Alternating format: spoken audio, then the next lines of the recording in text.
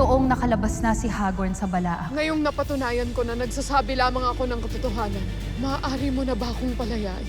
Kailangan mo pa rin pagbayaran ng iyong mga kasalanan sa karsero. Wala na kayong laban sa naglalagablab kong espada! Ako ang bagyong lalam sa iyong apoy. Hagorn! Huwag kang duwag! Huwag kayong makinig sa pangako na mapagpanggap. Ginagamit lamang nila ang ating kahinaan upang tayo'y madaig.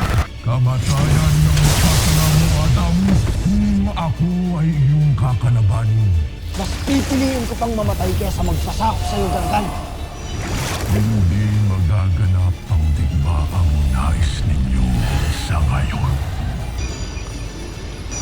Kinakailangan mo nang bumalik ng Encantadia. May namumuong kaguluhan dito. At kailangan kita. Elena, anong meron? May kaguluhan ngayon sa Encantadia. At kailangan ako doon ni Elena. Iniimbitahan ng lahat ng mamamayang sapiro sa palasyo upang saksihan ang pag-iisang dibdib ng ating Hara Armea sa ating magiting na masna, si Soldarius. Hindi mo na dapat nilalabanan pa ang iyong tadhana, kamahalan.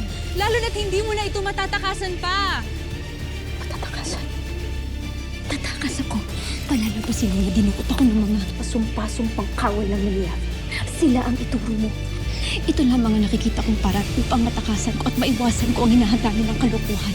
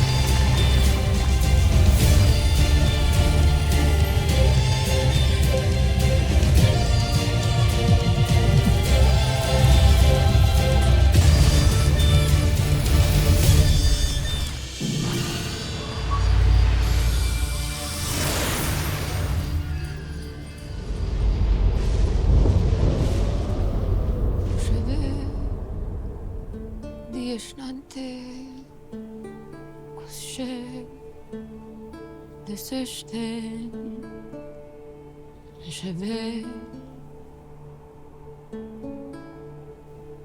n'y aller. Je vais n'y chanter. Je les acheter. Je vais n'y aller.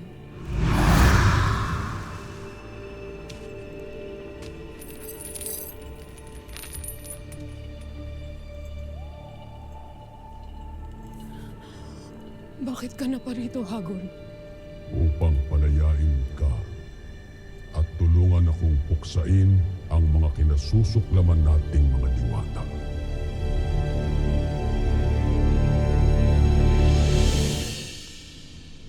Paumanhin, Sangre Alena.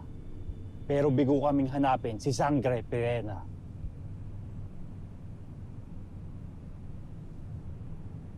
Tayo na.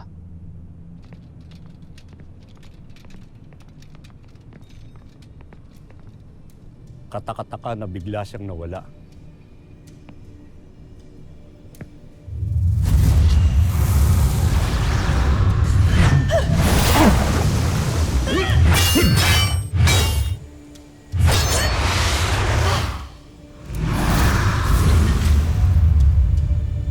Anong nangyari?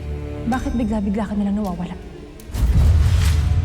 Nakatitiyak na ako ngayon na si Pirena ang si Hagorn. Laro't at may kakayahan itong magbago ng kanyang anyo parang si Pirena.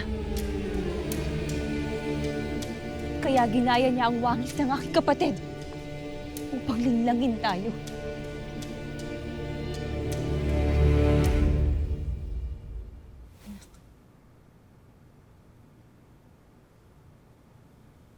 Naway maunawaan. Pwede ba akong makiusap sa'yo, Nay? Iwan mo muna sa akin dito si Gaya. Ngayon ko pa lang siya nakikilala at nakakasama ng gusto. Ganun rin ako, Ada. Ibig kong magpaiwan muna sa aking kapatid. Pangako na yun. Hindi ko siya pababayaan. Babalikan ko kay Aga. Pangako. Paalam, Ashti.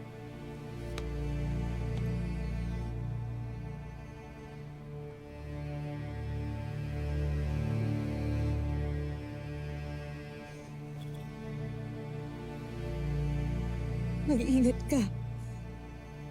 Please. Mag-ingat kayo. Kayo na kapatid mo.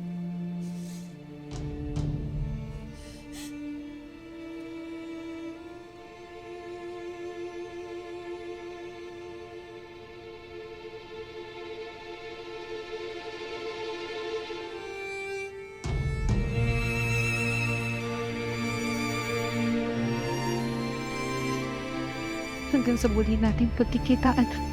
Ako na, Ted.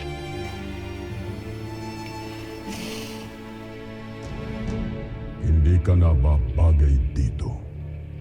Bubulukin ka lamang nila rito. Sayang ang iyong kakayanan. Ito ba ang gusto mo, Miten? May pagkakataon ka pa upang maging karapat-dapat na makapanhik sa Devas at magkaroon ng puwang sa tahanan ng mga namayapang mabubuting nilalang. Tahakin mo ang isang bagong landas na magbibigay ng pag-ibig at pagpapatawad. Isa naghahanap nito at puno ng suklam. Patunayan mo ang iyong sarili sa lupaing ito. Gawin mong ang karapat-dapat ang iyong sarili, Mitena. At bakit ako aanib sa isang tulad mo? Sapagkat ako lamang ang magbibigay ng pagkilala sa iyong taglay na kapangyarihan. Hindi gaya nila, kinatatakutan ka. Iisa rin ang gusto natin ng makapagiganti at tuluyan ng wakasan ang pamumuno ng mga diwata. Nadaang panahon na nagbibigay ng pasakit at parusa sa mga tulad natin. Kung tatanggapin mo ang alok ko,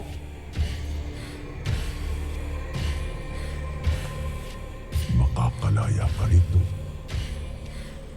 at magagawa mo ang iyong nais.